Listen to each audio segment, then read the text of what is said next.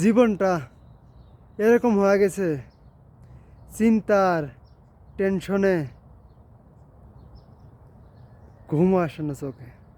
এই প্রবাসে মাটিতে পড়ে রইছি, এই প্রবাসে মাটি মরুভূমির ভিতরে সারাদিনতে তাও কোনো মতো কষ্ট মষ্ট করে যায়।